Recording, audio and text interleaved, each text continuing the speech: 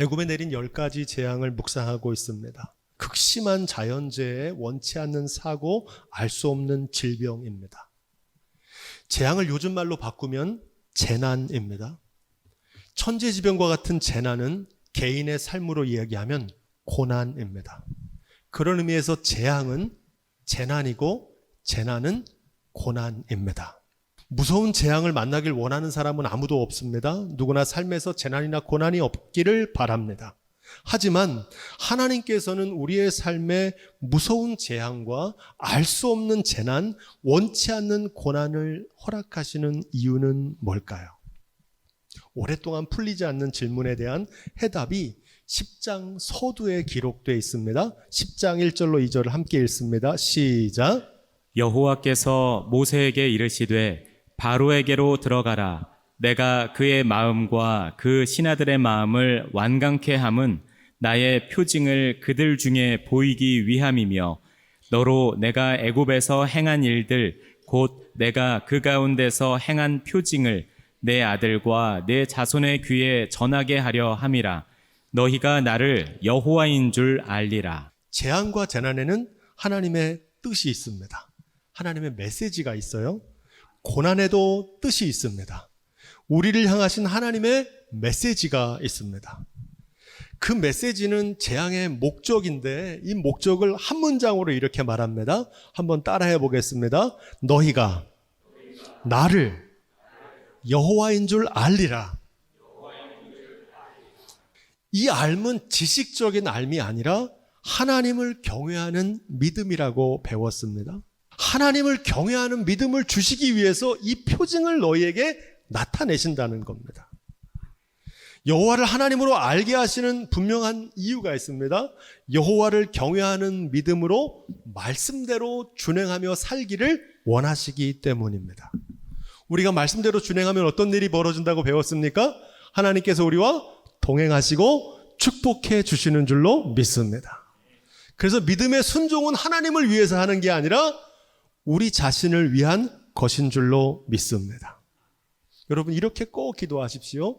주님, 삶에서 만나는 재난을 통해서 하나님을 경외하는 믿음을 얻게 하옵소서. 그래서 그 믿음으로 말씀대로 준행하고 동행함으로 축복받게 하옵소서. 이 기도가 저와 여러분들의 삶에서 이루어지기를 주님의 이름으로 축원드립니다. 애굽을 향한 하나님의 본심은 재앙으로 멸망하는 게 아닙니다. 하나님을 경외하는 믿음으로 영생을 얻기를 원하십니다. 영생은 long live거든요. 오래 가길 바라지 애굽이 멸망하길 원하시는 게 아닙니다. 요한복음 3장 16절에 이렇게 말합니다. 하나님이 세상을 이처럼 사랑하사 독생자를 주셨으니 이는 저를 믿는 자마다 따라해 보겠습니다. 멸망치 않고 영생을 얻게 하려 하심이라. 아멘. 이 말씀은 이렇게 이어집니다. 요한복음 3장 17절 하나님이 그 아들을 세상에 보내신 것은 세상을 심판하려 하심이 아니요 저로 말미암아 세상이 구원을 받게 하려 하심이라. 하나님의 목적은 심판이 아닙니다. 구원하기를 원하세요. 요한복음 3장 18절은 이렇게 증거합니다. 저를 믿는 자는 심판을 받지 아니하는 것이요 믿지 아니하는 자는 하나님의 독생자를 믿지 아니하므로 벌써 심판을 받은 것이니라. 심판과 구원이 어디에 달려 있습니까? 믿음에 달려 있어요. 이 믿음은 어떤 믿음입니까? 입술로 주여 주여 하는 믿음이 아니죠.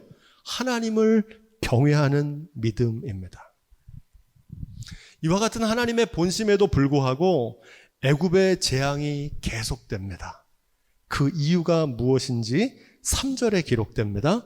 모세와 아론이 바로에게 들어가서 그에게 이르되 히브리 사람의 하나님 여호와께서 말씀하시기를 내가 어느 때까지 내 앞에 겸비치 아니하겠느냐. 내 백성을 보내라. 그들이 나를 섬길 것이라. 아멘. 이 재앙이 계속되는 이유는 누구 때문이라 그랬습니까? 바로왕 때문이에요.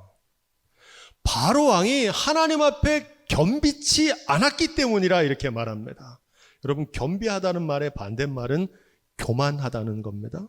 한마디로 바로 왕의 교만 때문에 이 재앙이 계속되고 있다는 사실입니다. 하나님 앞에서 절대 하면 안 되는 것이 있다 그랬죠? 돈 자랑하시면 안 됩니다. 힘 자랑하시면 안 돼요. 권력 자랑하면 안 됩니다. 지식 자랑, 건강 자랑, 자식 자랑하지 마십시오. 왜 그렇습니까? 그 모든 것은 하나님이 우리에게 선물로 주신 것이기 때문입니다. 교만한 사람들은 이걸 모르는 거예요. 그게 교만입니다. 교만한 사람이 어떻게 겸손해질 수 있을까요? 삶에서 만나는 고난이 주는 유익이 있습니다. 고난을 만나면 겸손해져요. 시편 119편 71편은 이렇게 말합니다. 고난당한 것이 내게 유익이라 이로 말미암아 내가 주의 율례를 배우게 되었나이다. 여러분, 삶에서 만나는 고난을 통해서 하나님께로 돌이킬 수 있다면 고난은 도리어 우리의 삶에 유익이 되는 줄로 믿습니다. 고난은 단순히 아픔과 실패가 아닙니다. 하나님께로 가까이 나아가는 은혜의 통로가 되는 줄로 믿습니다. 주님, 삶에서 만나는 고난을 통해서 나의 작음을 알게 하시고 주님의 크심을 알게 하옵소서. 이 기도가 저와 여러분들의 기도가 되기를 주님의 이름으로 축원드립니다. 바로는 8번째 재앙이었던 메뚜기의 제왕에도 불구하고 하나님을 알지 못했습니다. 그래서 9번째 재앙이 임합니다. 21절로 23절이 그 9번째 재앙입니다. 여호와께서 모세에게 이르시되 하늘을 향하여 내 손을 들어서 애굽 땅 위에 흑암이 있게 하라. 곧 더듬을 만한 흑암이리라. 모세가 하늘을 향하여 손을 들매 캄캄한 흑암이 3일 동안 애굽 온 땅에 있어서 그동안은 사람이 서로 볼 수 없으며 자기 처소에서 일어나는 자가 없으되 이스라엘 자손에 거하는 곳에는 광명이 있었더라. 우리가 배운 대로 애굽에 내린 10가지 재앙은 단순한 자연재해가 아닙니다. 애굽 사람들이 섬기던 헛된 우상을 치시는 겁니다. 이 9번째 재앙은 애굽 사람들이 섬기던 신 가운데 태양신이 있었어요. 최고의 신인데 라라고 하는 신입니다. 그 머리에 태양을 쥐고 있어요. 태양신, 최고의 신이라고 섬겼어요. 암흑의 재앙을 통해서 세상에 빛은 애굽 사람들이 섬기던 태양신이 아니라 여호와 하나님이 세상의 빛 되심을 증거하고 있는 줄로 믿습니다. 그걸 나타내는 표징이에요. 여러분, 우상은 단지 이방신이나 금신상이 아닙니다. 성경을 잘 살펴보면 성경에서 증거하는 우상 숭배는 우리가 생각하는 상식과 많이 달라요. 그 첫 번째 우상 숭배가 출애굽기 32장 1절로 6절에 나오는데 첫 번째 우상 숭배인데 누가 합니까? 백성이 한 일입니다. 이 백성 누구 백성입니까? 이스라엘 백성들이 한 겁니다. 금송아지 우상을 만든 사람이 누굽니까? 아론입니다.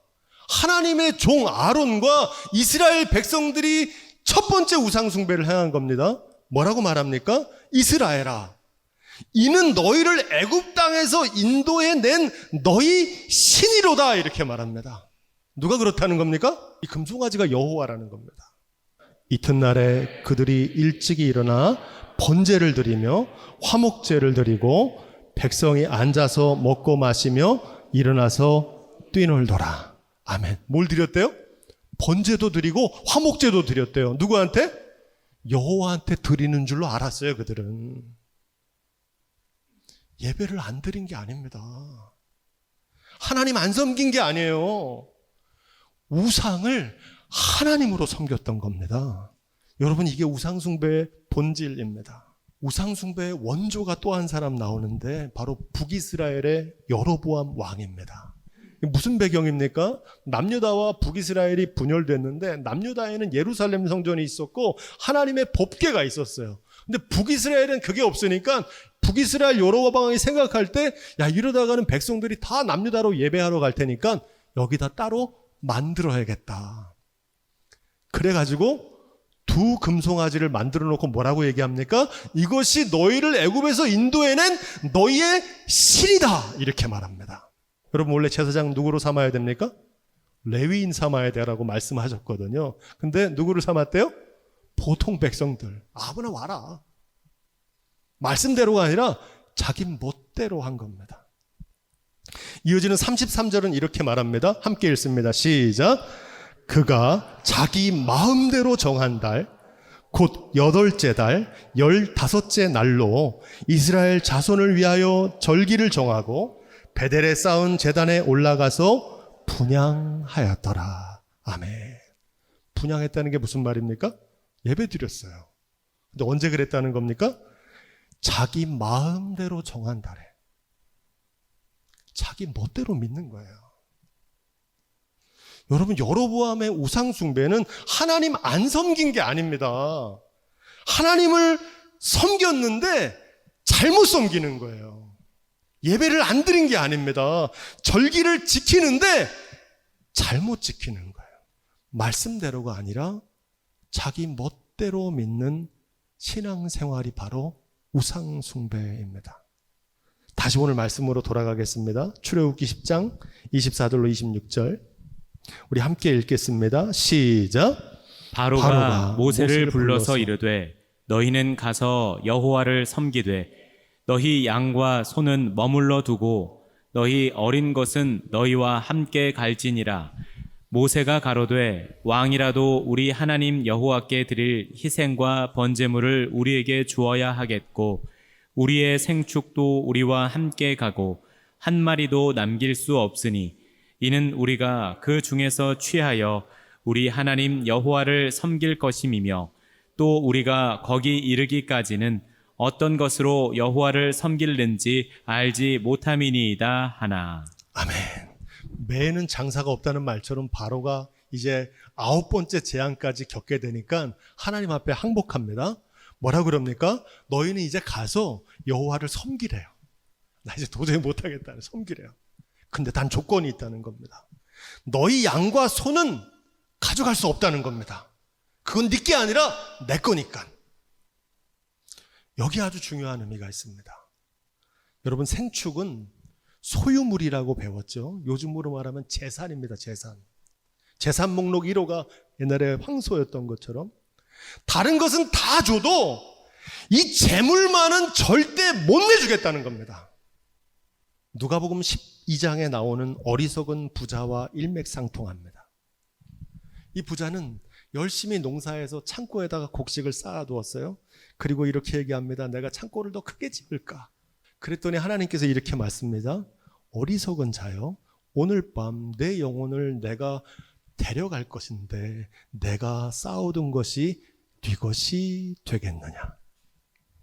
이 말씀은 이렇게 결론을 맺습니다. 따라해 보겠습니다. 자기를 위하여 재물을 쌓아두고 하나님께 부요치 못한 자가 이와 같으니라. 여러분, 하나님께 부요한 삶이 될 수 있기를 주님의 이름으로 축복드립니다. 27절로 29절 오늘 마지막 말씀인데 바로와의 협상이 결렬됩니다. 뭐 때문에 그래요? 생축, 재물 때문에 승복하는 게 거부됩니다. 바로가 다시는 내 얼굴 나타나면 너를 죽여버리겠다 이렇게 말합니다. 최후 통첩입니다. 하지만 이 9번째 재앙은 하나님의 최후 통첩입니다. 바로 왕이 돌이킬 수 있는 마지막 기회였어요.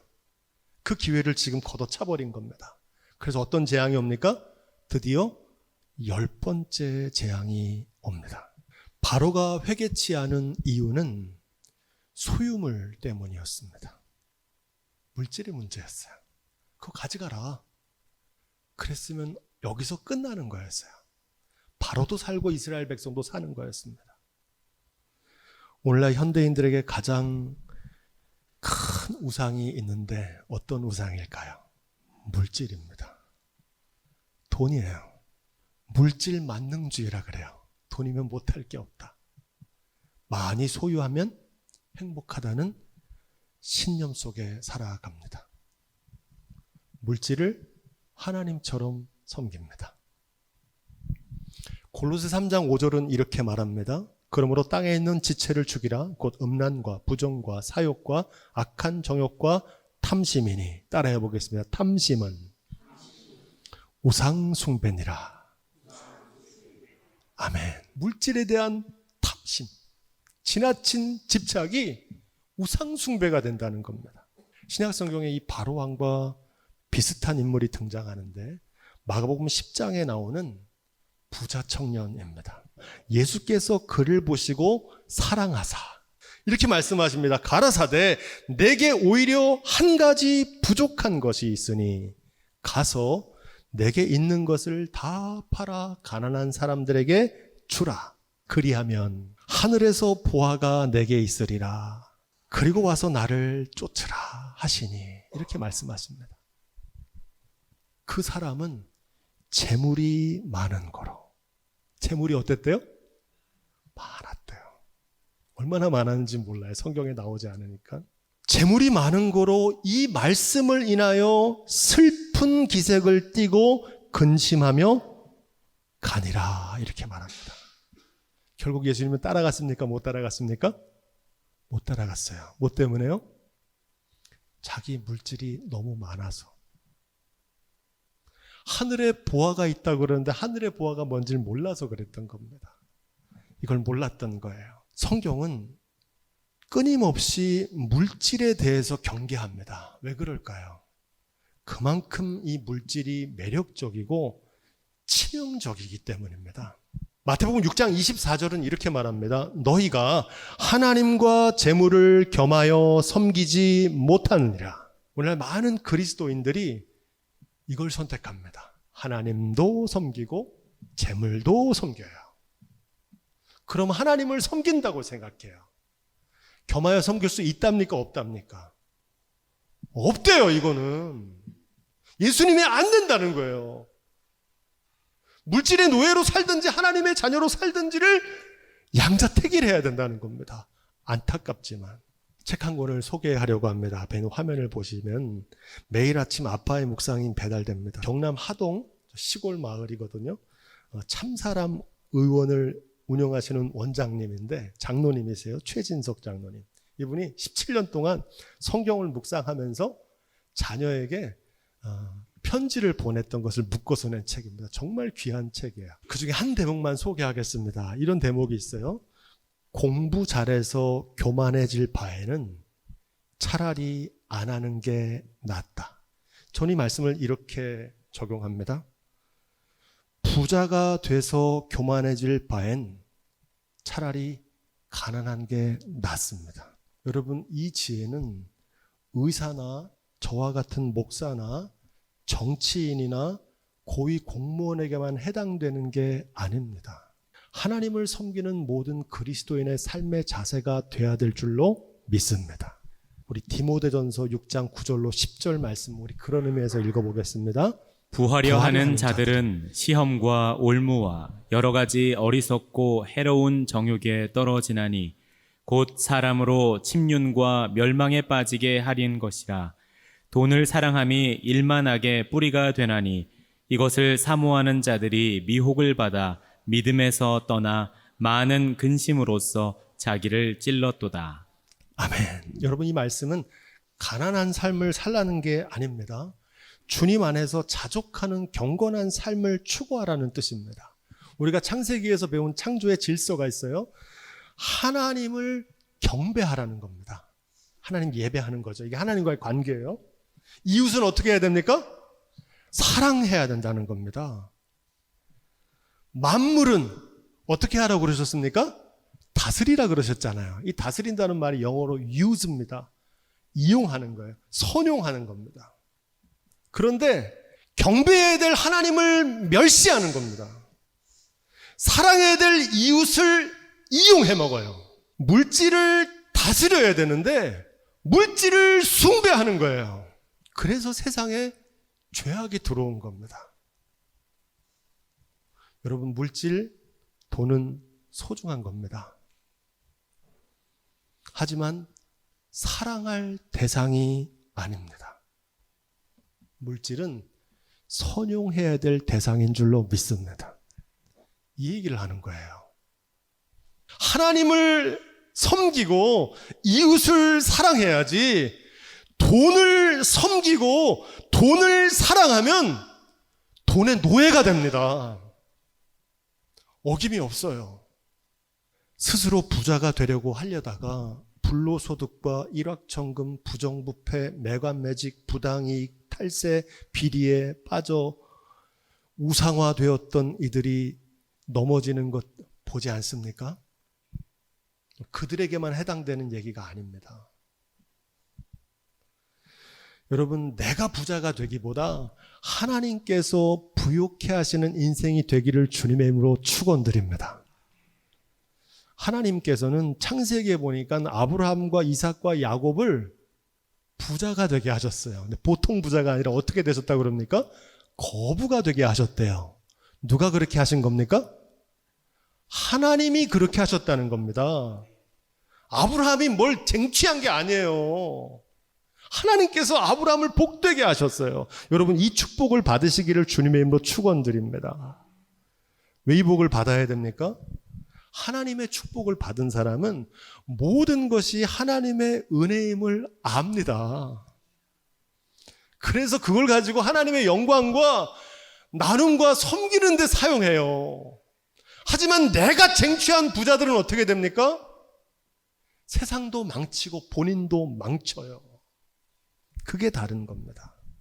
11절로 12절, 우리 이 말씀 마지막 결론의 말씀인데 함께 읽습니다. 시작. 오직 너 하나님의 사람아, 이것들을 피하고 의와 경건과 믿음과 사랑과 인내와 온유를 조치며 믿음의 선한 싸움을 싸우라. 영생을 취하라.